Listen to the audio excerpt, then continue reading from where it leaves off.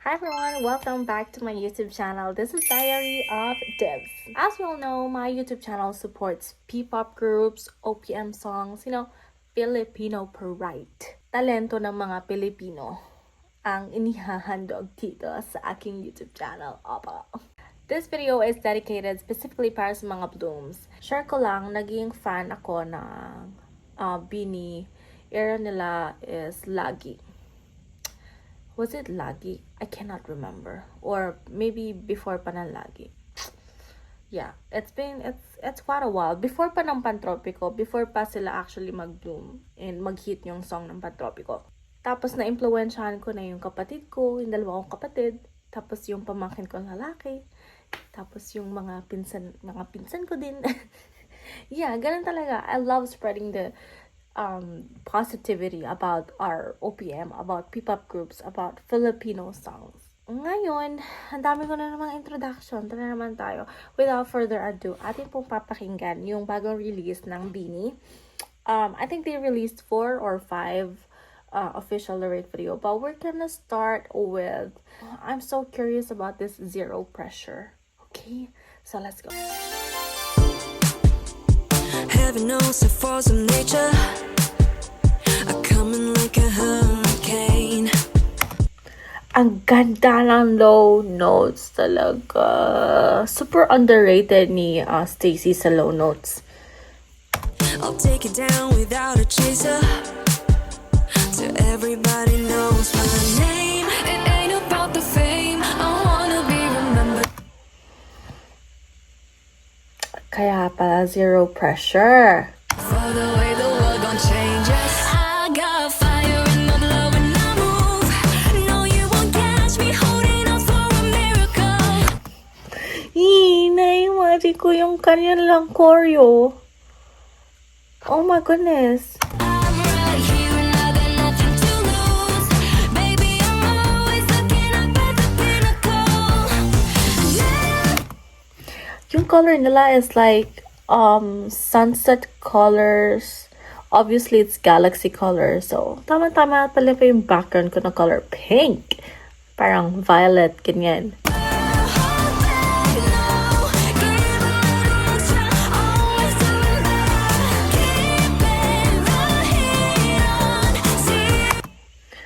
Zero Pressure.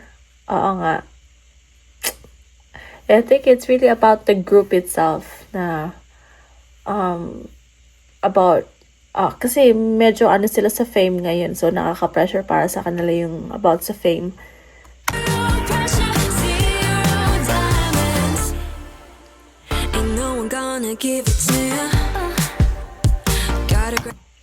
Is this Gwen? I think this one's Gwen. Grab it before it goes, even if it falls to ruins. Bakit ganun? Parang di ko masyado naririnig si Maloy. I'll never give in to the pain. It ain't about the fame. I wanna be remembered for the way the world gon' change. This one's Mika. Yeah.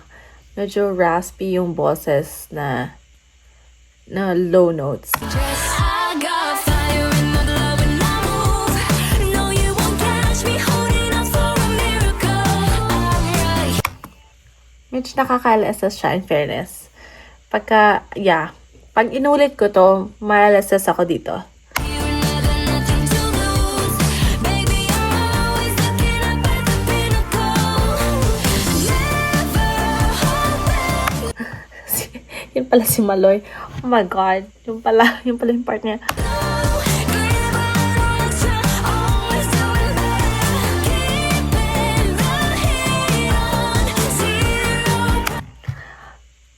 I wonder kung pare-parehas yung vibe is nung ibang songs, kung ganun yung ano bang tawag nito?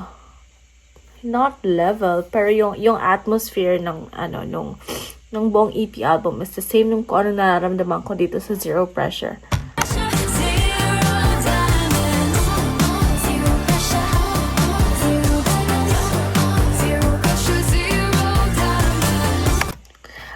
Parang yung boses ni Mika dito is parang ang expensive, ganon. Zero pressure.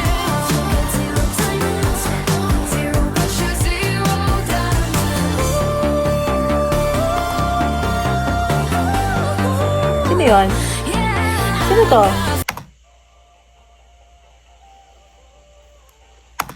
Ah, si Maloy pala.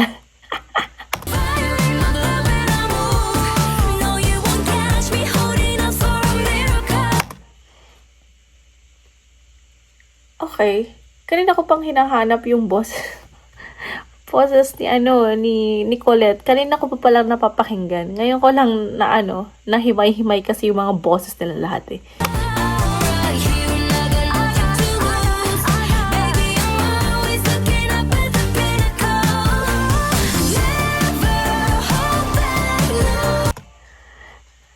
Yeah, pag talaga I swear, pag inulit ko talaga to, LSS katatapusan ko dito sa song na to, sa Zero Pressure.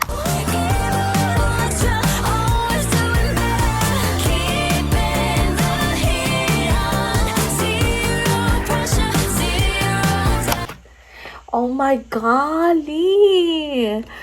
Sana mag-release sila ng music video dito. Parang maganda ding mag-release ng music video dito sa Zero Pressure.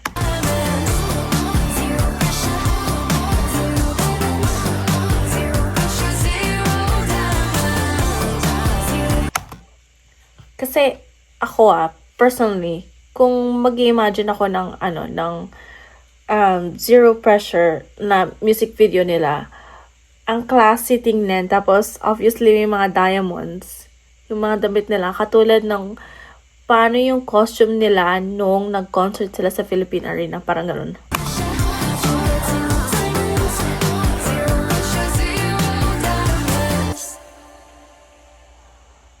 Wow. Ganda. Maganda. Bakit feeling ko yung binibigay ng song na to is parang nasa disco. Ganon yung vibe. Tapos, kasama mo yung friends mo. It was like late 1980s. Sumasayaw kayo ng friends sa bar. Ganon yung bitaw ng beat eh. I don't know. That's how I feel about the song. Kayo ba? Like, ano yung connection nyo dun sa song after yung pakinggan? Comment down below kasi curious ako. Baka ako lang ba to? Ako lang? That's all. Please support P-pop groups. And this year, it looks like madami pong mga P-pop groups na mag-debut and P-pop groups na mag-re-release ng mga new songs. So, I'm very, very excited talaga. I'm getting to know more about more P-pop groups lately na parang wait lang. But ngayon ko lang nakita to, ang galing nila, ganon. So, if you want to know more about P-pop groups as well, you guys can go ahead and subscribe on my YouTube channel para parehas tayo at the same time makapag-discover ng mga very, very magaling na P-pop groups. And I'm very picky sa kung anong gusto kong i-react ng mga P-pop groups. Kala mo talaga kung sino no? Pero kasi, yung reaction ko kasi, very raw. Kapag di ko nagustuhan, nakakahiyang i-post. So, pag na-amaze ako, yun. Pag di ako na-amaze, wag nang i-post. Yeah, so samahan niyo ako, subscribe on my YouTube channel, and I hope to see you guys more around here. Bye!